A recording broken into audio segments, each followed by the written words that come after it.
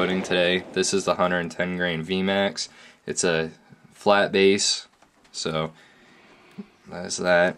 It's an extreme expansion bullet, and where it's a flat base, it's not as accurate as they say as a boat tail. You can see that it goes down a little bit in the back. These ones here is 165 grain nozzler ballistic tip. I get great accuracy with those out to 350 yards. Unfortunately, that's the most that we've been able to shoot at. This one here is my hunting round. This also is a boat tail design, but it's also a rimmed bullet, so you can do what's called crimping your case. It's one extra step that you can do to ensure that your bullet does not move, and it helps seal everything. This one here is a soft point, 110 grain, 165, and these ones here are also 165. The reason that there's a different height is because of the ballistic tip versus the soft point. But so at this point we have our cases lubed. We got our uniflow measurer all set up at, what is it, 59 grains for the compressed load. We got our depriming resizing die all set up. So at this point we're going to send the rounds through it, make sure everything's all set. This here is a primer catcher, but we're using new brass at this point, so we're not going to use it. Normally this here would just snap over to catch all the old primers, but I'm going to keep it out of the way. But this here, as you saw, I just put through. As a comparison, this round here, I just took out of this new bag of Winchester brass. I would highly recommend that you don't use this brass. I've learned the hard way. I've actually had some of the cases have a crimp in them and everything, so they're not usable. At this point, I'm starting to switch over to these Remington brass. They're not as shiny out of the bag, but the animal won't care when you hit them either way.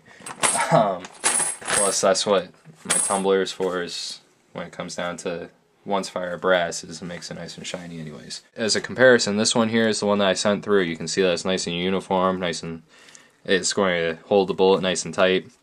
This one here came out of the bag. You can see that's very deformed, so that's what your resizer is for.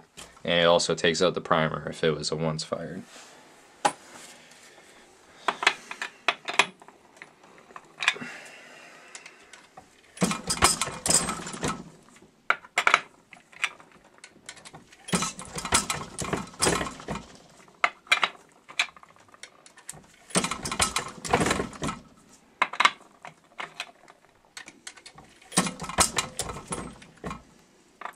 Another little tip that I'll put out there for beginners is a good idea is to keep a reference book of all your loads, so that way you can go back and, like when I was saying with the 5 different loads at different grains and everything, you can really keep track that way, and like a year or two down the road, if you run out of one round and you want to make some more, you can find out exactly what it was.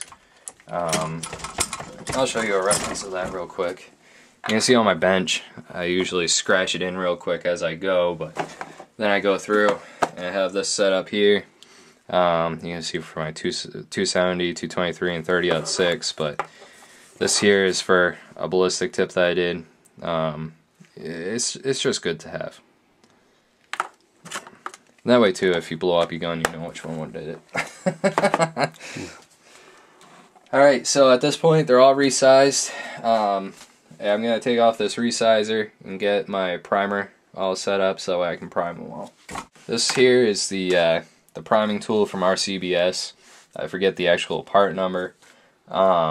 It's very handy though. One thing that you don't want to do when you set it up is let this handle go all the way out, because then you got to reset all this stuff inside, and it's kind of a pain in the butt. But it's easy to set up. You use your case holder from your press, you set it on the corresponding holder. This one here is for large primers, and it comes with this one for small primers. This one here, you can see the diameter is different. When it's all set up like on this here, you just put it into the holder, take your rod, put it back through and lock it in place with a screw. And it's always handy if you have like 2 case holders, because then you don't have to go through all this, but I'm broke. And then you take this rod, which is what seats the primer. And you want to be careful because this end is rounded and this end is flat. You want the flat end touching the primer because you don't want any chance of setting off the primer with that end. So you put the round end down and it goes down inside. And you always want to wear safety glasses at this point too because you're dealing with primers. This here will hold your primers. In this case I'm using Federal number 210s. Personally I prefer the CCI stuff, but Cabela's was all out when I went there, and I didn't feel like having to make another trip out later, so I just got the Federals. They work good enough. When you put them in here, you set it up so that the actual detonator is face up. Put your cover back on. And I always put a couple tabs of tape on there so that it doesn't come off on you, because unfortunately it does not lock in place. Then you put it into the back here.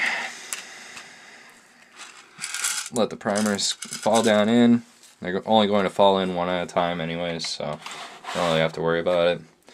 And at this point, when you're dealing with primers, I like to wear gloves just because the oils and acids from your hand can actually deactivate the primers, causing you to have a dud. And of course, it'll only happen when you find that one buck that it's a dream buck and you hear this click. So, one extra step, I always do it. At this point, you put your case back in the shell holder, you squeeze the handle until it bottoms out, and then you have a primed round.